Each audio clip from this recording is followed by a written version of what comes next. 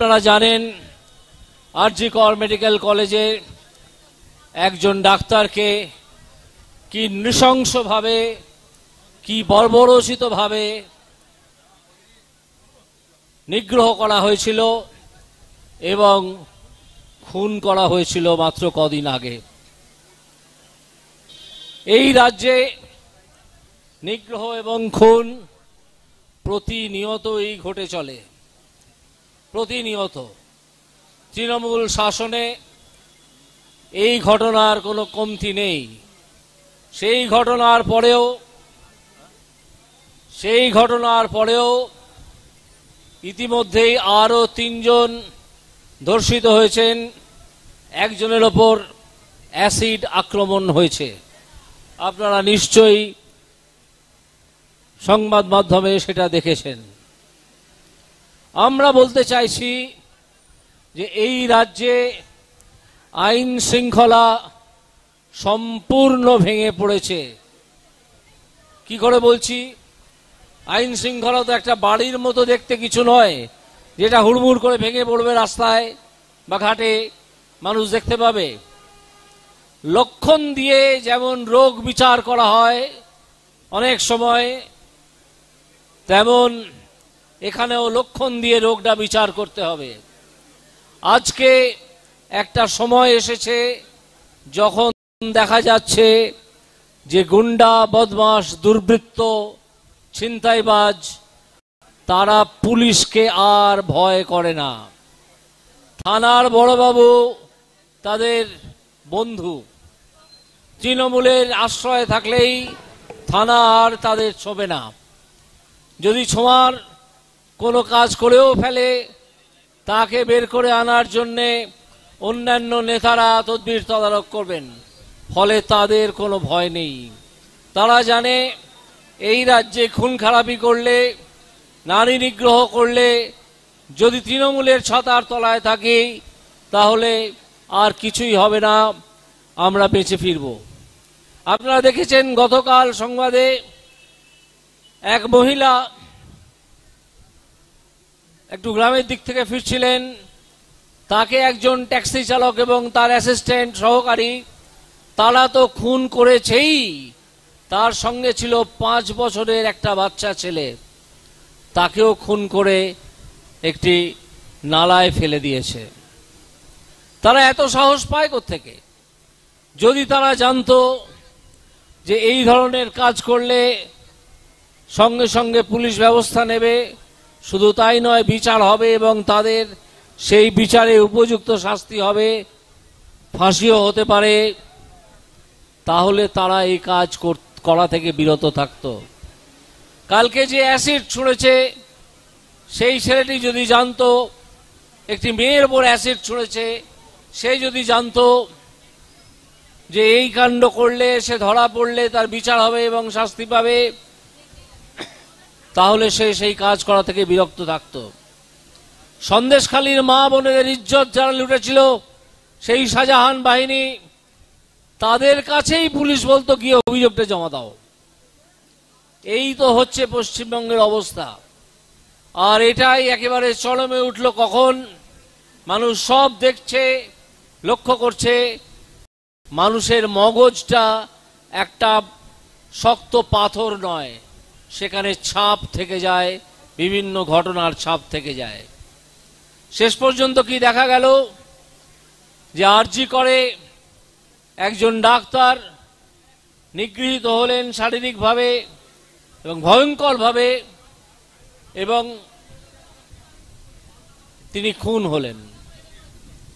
এইবার এই ঘটনাটি কলকাতার বুকে এতই আলোড়ন সৃষ্টি করলো যে মুখ্যমন্ত্রী নিজে, এর আগে তার বড় মেজ সেজ নেতারা নামতেন, এখন মুখ্যমন্ত্রী নিজেই আসরে নেমে পড়লেন।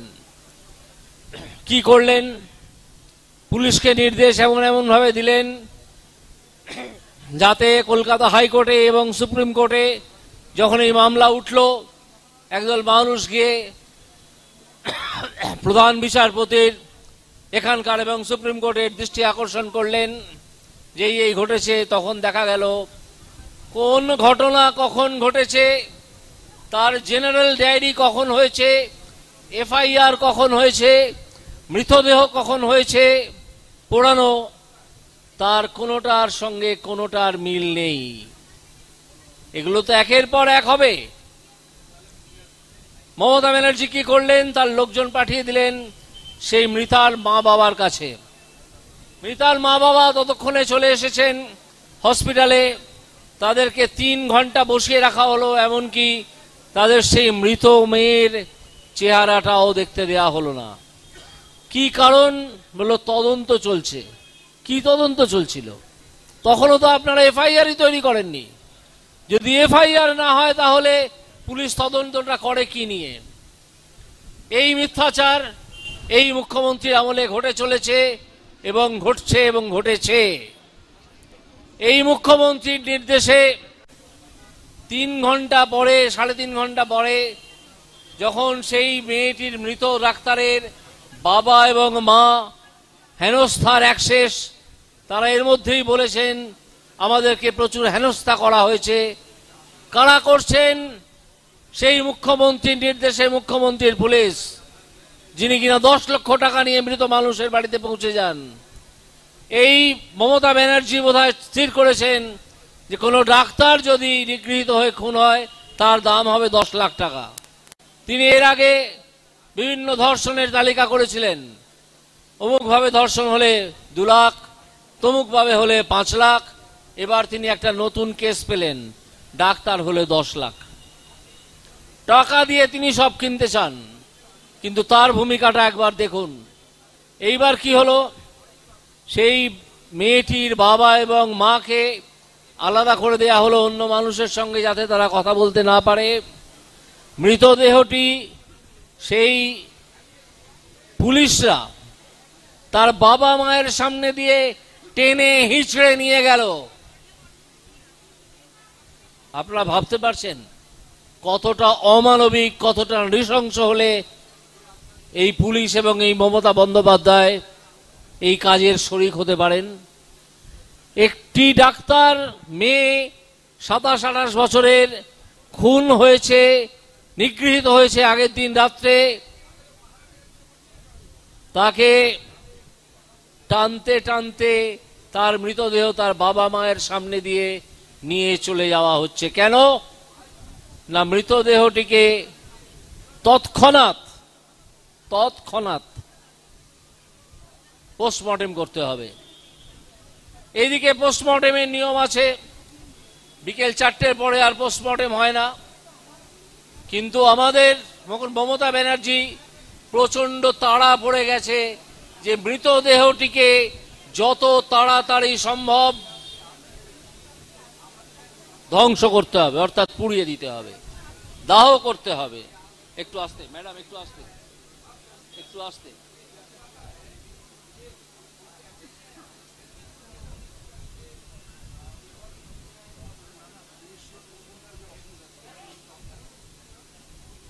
এদিকে মমতা ব্যানার্জির তো তাড়া পড়ে গেছে যে মৃতদেহটিকে দাহ করে ফেলতে হবে, না হলে সমূহ বিপদ। এদিকে 4টের পরে আবার পোস্টমর্টেমের নিয়ম অনুযায়ী পোস্টমর্টেম হয় না। একটা ক্ষেত্রেই হতে পারে, যদি একজন উপযুক্ত ম্যাজিস্ট্রেটকে হাজির করা যায়, তাকে ডিস্ট্রিক্ট করোনার বলে, সেই উপযুক্ত ম্যাজিস্ট্রেটকে ধরে আনা হলো।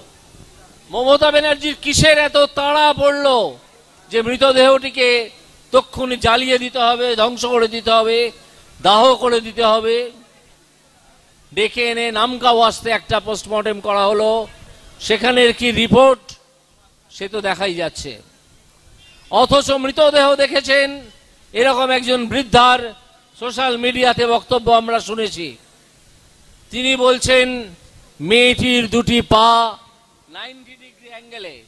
90 ডিগ্রি অ্যাঙ্গেলে ছড়ানো ছিল।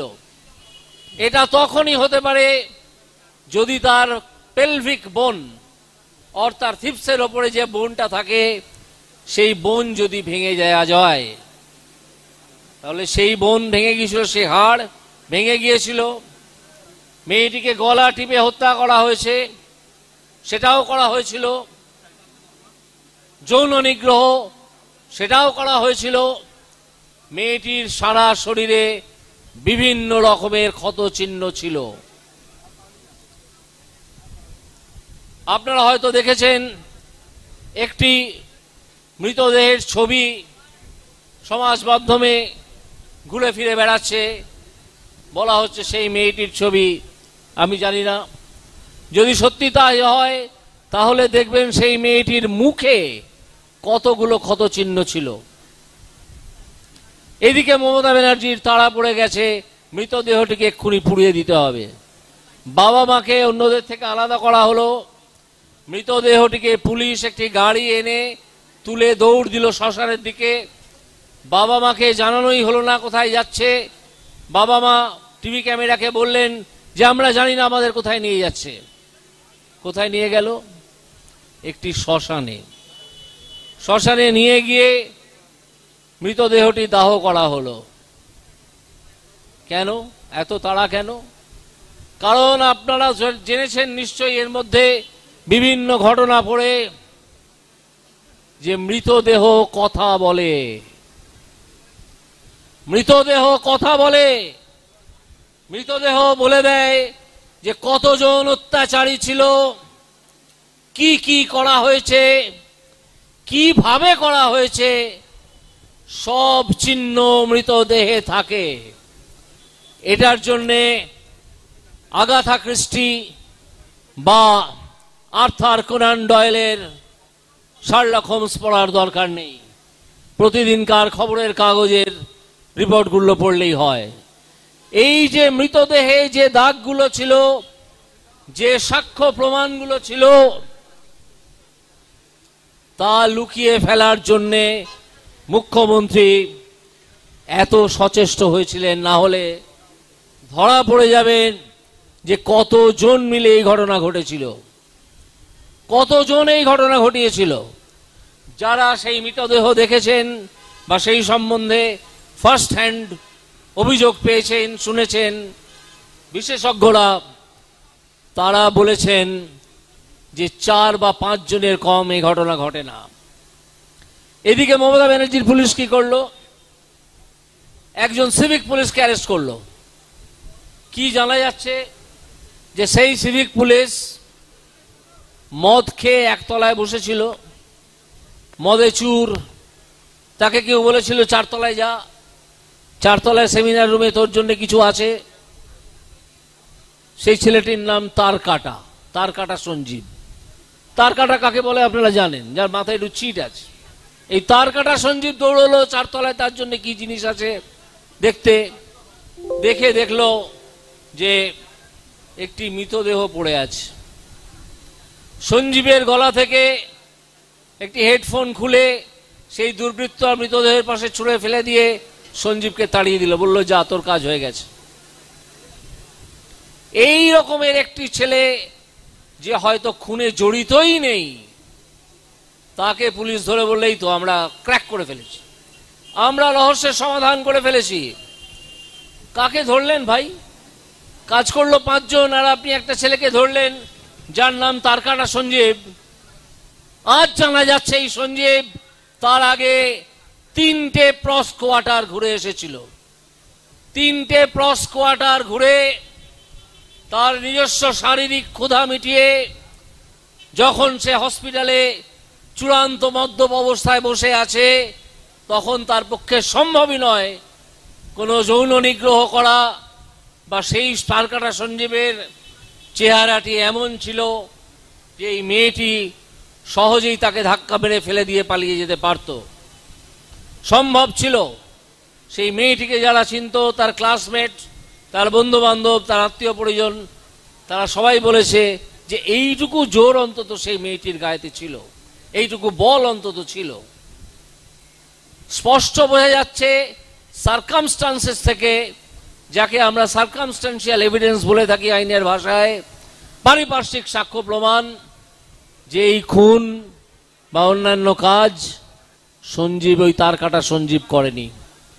করেছিল তৃণমূলের কাছের কিছু লোক, কিছু নেতার অনুগ্রহ ভাজন হয়তো তাদের পুত্র, হয়তো তাদের খুব কাছের লোক, এরকম কেউ, যে কারণে তৃণমূলের একজন ডাক্তার, কুখ্যাত ডাক্তার, সারা জীবনে কটা প্রেসক্রিপশন লিখেছেন জানা নেই, কিন্তু একটা কুকুরকে যিনি ডায়ালিসিস করার জন্য পিজি হসপিটালে নিয়ে গিয়েছিলেন, সেই লোকটি, সে সারাক্ষণ ওই হসপিটালে হাজির ছিল। আমি আজকে জিজ্ঞেস করব, কি হয়েছিল ভাই, আপনার এত কি প্রয়োজন ছিল যে ওখানে গিয়ে আপনাকে হাজির হতে হয়েছিল? তাহলে কি আপনিও ছিলেন সেই এভিডেন্স লুকিয়ে ফেলাদের দলে? হ্যাঁ, আপনিও ছিলেন। কারণ আপনি বসে বসে মমতা ব্যানার্জির থেকে যে নির্দেশ পাচ্ছিলেন এবং অন্যান্য অফিসিয়ালরা যে নির্দেশ পাচ্ছিলেন যে মেয়েটির বাবা মাকে ওই মৃতদেহটা দেখতে দিও না, আগে মৃতদেহটিকে অন্যরকম একটা চেহারা দাও, তারপর তাকে সরিয়ে নিয়ে যাও, নিয়ে গিয়ে গাড়িতে তুলে দাও, একটা নামকা ওয়াস্তে পোস্টমর্টেম করে দাও এবং তারপর মৃতদেহটি পুড়িয়ে দাও, যাতে যে মৃতদেহ কথা বলে, অত্যাচারের গল্পটি শুনিয়ে দেয় পুঙ্খানুপুঙ্খভাবে, সেই মৃতদেহটিকে সরিয়ে দেওয়া দরকার। এবং মমতা ব্যানার্জির নির্দেশে এই ঘটনা ঘটানো হয়েছিল। আমি আজকে এই মঞ্চ থেকে অভিযোগ করছি যে অভিযুক্তদের সিবিআই সন্দেহ করছে, যাকে ধরেছে, সে ছাড়াও মমতা ব্যানার্জিকে এবং তা সেই কুকুরের ডায়ালিসিসওয়ালা সেই ডাক্তারটিকে এখনই জিজ্ঞাসাবাদ করা প্রয়োজন। মমতা ব্যানার্জিকে আজ আমি এই মঞ্চ থেকে একজন অভিযুক্ত হিসেবে ঘোষণা করছি। আমি একজন প্রাক্তন বিচারপতি, আমি 24 বছর প্র্যাকটিস করেছি হাইকোর্টে, এরকম অনেক ঘটনা দেখেছি। আপনারা হয়তো জানেন, কিছু গ্রামের দিকে কিছু প্রাইভেট শ্মশান আছে, সেই প্রাইভেট শ্মশানে কোনো মৃতদেহ দাহ করে ফেলা হয়, কেউ কিছু জানতে পারে না। এই ঘটনাটা শুরু করেছিলেন আমাদের এখানের মার্ক্সবাদী বিপ্লবী নেতারা, তৃণমূল সেটা চালিয়ে গেছে এবং যায়। একথা আপনারা যারা শহুরে মানুষ আমার মতো, তাদের কাছে হয়তো অবিশ্বাস্য ঠেকবে, কিন্তু ঘটনাটা সত্যি। তো এইরকম ভাবে যে তথ্য প্রমাণ লোপাট করা হয়, তা মমতা ব্যানার্জি, যিনি অন্তত গত 30-40 বছর ধরে রাজনীতি করছেন, তিনি খুব ভালো করে জানেন। আর এটাও জানেন এবং তাকে জানানো হয়েছিল যে মৃতদেহটি যদি লোপাট করে দেওয়া যায়, মৃতদেহটি যদি পুড়িয়ে ফেলা যায়, তাহলে মৃতদেহের থেকে আর সেই গল্প শোনা যাবে না, অর্ধেক তথ্য প্রমাণ নষ্ট হয়ে যাবে এবং সিবিআই অন্ধকারে হাতড়াতেই থাকবে। এদিকে তার আমচা এবং চামচাড়া আওয়াজ তুলবেন যে সিবিআই তুমি 4 দিনের মধ্যে রিপোর্ট দাও, যেন তিনি সিবিআই এর কোনো কর্তা। আরে নিজেকে ভেবেছেন কি? আপনি তো একটা অভিযুক্ত, আপনি একটা আসামি।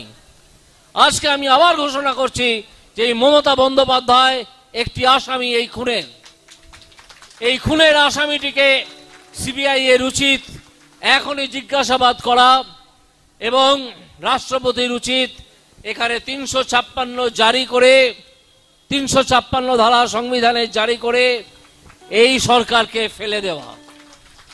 তা না হলে শুধু এই খুনের নয়, আরো যত কেলেঙ্কারি আছে এক এক করে যদি পিছিয়ে যাই, দেখা যাবে সন্দেশখালী কেলেঙ্কারি, দেখা যাবে শিক্ষা জগতের শিক্ষক নিয়োগের কেলেঙ্কারি, দেখা যাবে খাদ্য কেলেঙ্কারি। কোনো কেলেঙ্কারির উন্মোচন এই সরকার করতে দেবে না, কারণ তারা সব সময় তথ্য প্রমাণ নষ্ট করে ফেলবে। গরু পাচার, কয়লা পাচারের কথা তো আছেই। ফলে আজকে আপনারা দেখবেন সোশ্যাল মিডিয়ায় ভাইরাল হয়েছে, ভারতবর্ষে যাকে এখন 1 নম্বর আইনজীবী হিসেবে মনে করা হয়, তিনি একটা সাক্ষাৎকার দিয়ে বলেছেন যে আমি ব্যক্তিগতভাবে 356 ধারা প্রয়োগের বিরোধী, কোথাও যেন 356 ধারা প্রয়োগ করা না হয়। আপনারা দেখবেন, সেটা পাবেন। আমি সকালবেলা পেয়েছি, আস্তে আস্তে আমি সেটা দেখছিলাম। কিন্তু যদি পশ্চিমবঙ্গের মতো অবস্থা হয়, যেখানে প্রশাসন অর্থাৎ ব্যুরোক্রেসি এবং পুলিশ তারা সাধারণ মানুষকে রক্ষা করার চেয়ে তাদের ধ্বংস করার দিকেই তাদের মন বেশি, সাক্ষ্য প্রমাণ নষ্ট করার দিকে মন বেশি। সেখানে ৩৫৬ জারি ছাড়া আর কোনো উপায় থাকে না। তাই আমি এই মঞ্চ থেকে অনুরোধ জানাচ্ছি আমাদের মহামান্য রাষ্ট্রপতিকে যে এই সরকারকে এখনই ফেলে দিন। ৩৫৬ ধারা জারি করে আপনি শাসনভার নিজের হাতে নিন। ৪ মাস ৬ মাস পুরো ব্যাপারটাকে আগে সামলে দেওয়া যাক, তারপর আবার নতুন করে নির্বাচন হোক। কেন নতুন করে নির্বাচন হওয়া দরকার? আপনারা জানেন যে গত 14 তারিখ রাত্রিরে সাধারণ মানুষ, বিশেষ করে মেয়েরা, কিভাবে সারা পশ্চিমবঙ্গ জুড়ে ভারতবর্ষের অনেক জায়গায় এবং বিদেশের অনেক জায়গায় রাত দখলের অভিযানে নেমেছিলেন। এবং সবচেয়ে আশ্চর্যের কথা হচ্ছে, এই নেমে যাওয়ার ডাক কোনো রাজনৈতিক দল দেয়নি। এটা মেয়েরা নিজেরাই সোশ্যাল মিডিয়াতে সার্কুলেট করেছিল এবং সেটা এত জনপ্রিয় হয়েছিল যে তাতে পরিষ্কার বোঝা গেছে যে এই মমতা ব্যানার্জির সরকারের বৈধতা ধ্বংস হয়ে গেছে। বৈধতা বলে কিছু নেই। বৈধতা ব্যাপারটা কি? যখন একটা সরকার গঠন হয় তখন ভোটের মাধ্যমে হয়। ভোটে একটা দল জিতলো, তারা সরকার গঠন করবে, 5 বছরের জন্য তারা সরকার চালাবে। এই যে কনস্টিটিউশনের নিয়ম, সেইটা সেই সরকারকে একটা বৈধতা দেয় যে তুমি জিতেছো গণতান্ত্রিক পদ্ধতিতে, তুমি সরকার গঠন করো। যদিও এখানে গণতান্ত্রিক পদ্ধতি মানা হয় না, বহুবার সেই রিপোর্ট কেন্দ্রে গেছে এবং কেন্দ্র সেই রিপোর্ট বহুবার পর্যালোচনা করে বিভিন্ন মতামত রেখেছে। না হলেও ওপর একটা গণতান্ত্রিক পরিবেশ বজায় রাখার চেষ্টা করা হয়েছে যে আমি বেশি আসন পেয়েছি, আমি করব, ঠিক আছে, তুমি চালাও সরকার। কিন্তু সেই বৈধতা, কনস্টিটিউশনের দেয়া বৈধতা নষ্ট হয়ে যাওয়ার জায়গায় আসে যখন একটা গণবিক্ষোভ আছড়ে পড়ে সারা দেশে। বাংলাদেশে আপনারা দেখেছেন একটা নির্বাচিত সরকারকে উৎখাত করে কিভাবে মানুষ রাস্তায় নেমেছিল লাঠি গুলির ভয় না করে। আমি সেই ঘটনাকে সমর্থন করছি বা করছি না এ কথা বলার জন্য এখানে আসিনি। আমি বলছি যে এরকম একটা ঘটনা ঘটেছিল।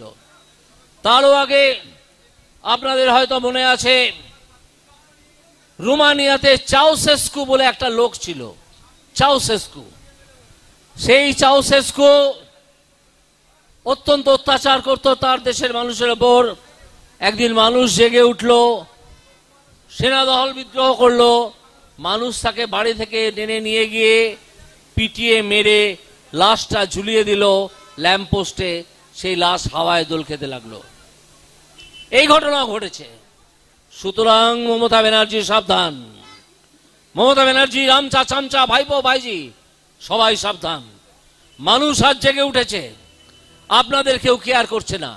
লাঠি গুলি চালিয়ে আপনারা কিচ্ছু করতে পারবেন না। যে কোনো দিন যদি আপনি নিজে থেকে না নামেন, যে কোনো দিন আপনাকে মানুষ গিয়ে কালীঘাট থেকে বা নবান্ন থেকে বের করে ছুঁড়ে ফেলে দেবে। হাজার হাজার মানুষ নবান্নে বা কালীঘাটে গিয়ে ঢুকবে, একটা কাগজ আপনাকে সরাতে দেওয়া হবে না নবান্ন থেকে। প্রতিটা ঘটনার তদন্ত করা হবে। আমাদের দলে এরকম অনেক মানুষ আছেন যারা অত্যন্ত দুঃখ নিয়ে তৃণমূল থেকে বিজেপিতে এসেছেন, এসে বলেছেন বুঝাই তৃণমূলটা করা যায় না। এত দুর্নীতিগ্রস্ত, এত গুন্ডা বদমাশদের দল, তারা অনেক ঘটনা জানেন, অনেক কিছু তারা বলে দিতে পারবেন। মমতা ব্যানার্জি, আপনি নিজে নিচে নেমে যান। আপনার বৈধতা নষ্ট হয়ে গেছে। আমি জানি এসব কথা আপনার কানে ঢুকবে না, আপনি নিজে একজন দুর্বৃত্ত। তাই আমি 3টে কথা বলে সামারাইজ করে এই বক্তব্য শেষ করব। 1 নম্বর হচ্ছে, এই মমতা ব্যানার্জিকে আমি একজন প্রাক্তন বিচারপতি হিসেবে অভিযুক্ত হিসেবে ঘোষণা করলাম এই খুনে। দ্বিতীয়ত, সিবিআই এর কাছে আমার দাবি অনুরোধ নয় যে আপনারা মমতা ব্যানার্জিকে নিয়ে গিয়ে আপনাদের দপ্তরে জিজ্ঞাসাবাদ চালু করুন। সঙ্গে সেই কুকুরের যে ডায়ালিসিস করানো ডাক্তার, কি মাঝি না মাল্লা কি একটা নাম, তাকে নিয়ে যান। আর তৃতীয়ত, আমি যাকে অনুরোধ করা যায় সেই রাষ্ট্রপতি দ্রৌপদী মুর্মু, তার কাছে বার্তা পাঠালাম। এখানে মিডিয়ার অনেক মানুষ আছে, তারা নিশ্চয়ই পৌঁছে দেবেন।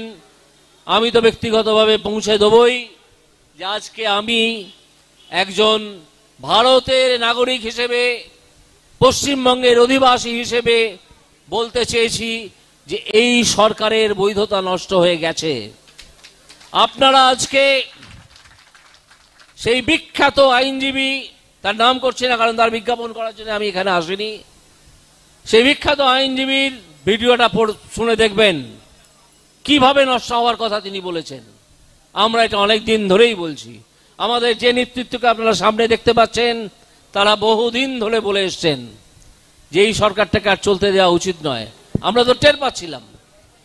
দ্রৌপদী মুর্মুর কাছে, মহামান্য রাষ্ট্রপতি, তার কাছে আমি আবেদন জানাচ্ছি যে এই রাজ্য সরকারটিকে এক্ষুনি ভেঙে দিন, দিয়ে আপনি নিজের হাতে শাসনভার তুলে নিন। পুলিশ বেরিয়ে যাক, অর্থ দপ্তর বেরিয়ে যাক, শিক্ষা বেরিয়ে যাক, স্বাস্থ্য বেরিয়ে যাক এদের হাত থেকে। না হলে আমাদের কোনো মুক্তি নেই, আমাদের কোনো উপায় নেই। আপনারা জানেন, একটা ছোট্ট আইনের কথা বলি শেষ করার আগে, যে আমাদের অ্যাকাউন্টেন্ট জেনারেল অফ বেঙ্গল থেকে প্রতি বছর একটা করে অডিট রিপোর্ট তৈরি হয়, যাতে সেটা বিধানসভায় পেশ করা হয়। আমি শুনেছি এই অডিট রিপোর্ট গত দুটো অর্থনৈতিক বছরে বিধানসভায় প্লেস করা হয়নি, বিধানসভায় টেবিল করা হয়নি। তার কারণ একটাই হতে পারে যে এই রিপোর্টে ছত্রে ছত্রে দুর্নীতির কথা লেখা আছে, ছত্রে ছত্রে দুর্নীতির কথা লেখা আছে। কিভাবে টাকা আসছে কেন্দ্র থেকে, কিভাবে সেই টাকা খরচ করা হচ্ছে, তার মধ্যে কোনো মিল নেই। যাই হোক, এটা তো অন্য প্রসঙ্গ হয়ে গেল। কিন্তু শিক্ষা সম্বন্ধে আপনারা জানেন, খাদ্য সম্বন্ধে আপনারা জানেন, এবং এই মমতা ব্যানার্জি যে অপরাধ করেছেন, বিভিন্ন সময় নির্দেশ দিয়ে তার পুলিশকে যে মৃতদেহ থেকে টেনে হিঁচড়ে পোস্টমর্টেম করিয়ে দাও, পোস্টমর্টেম করে পুড়িয়ে দাও, বাবা মাকে কারোর সঙ্গে যোগাযোগ করতে দিও না। দ্বিতীয় পোস্টমর্টেম হওয়া দরকার ছিল। কে সে প্রশ্ন তুলবে? যে পিতামাতার সন্তান হারিয়েছে সেই দিন সকালে, তারা প্রশ্ন তুলবে না? মৃতদেহটাকে রেখে দেওয়া উচিত ছিল। ম্যাজিস্ট্রেটকে ডেকে আপনি কেন 4টের পরে পোস্টমর্টেম করতে গেলেন? কেন করলেন? এর উত্তর দিন। আমরা উত্তর চাই। আমরা সাধারণ মানুষ, আমরা আইনের কথা কিছু কিছু জানি। আপনি 4টের পর পোস্টমর্টেম হতে দিয়েছেন কেন? উপযুক্ত ম্যাজিস্ট্রেটকে ডেকে আনার কি দরকার ছিল? যদি একদিন পরে মৃতদেহটাকে দাহ করা হতো। মমতা ব্যানার্জি ভয়তে থরথর করে কেঁপেছেন যে সব ধরা পড়ে যাবে। এই কথা বলে আমি আমার বক্তব্য শেষ করছি। আপনারা উপস্থিত যারা আছেন সকলে আমার প্রণাম গ্রহণ করুন।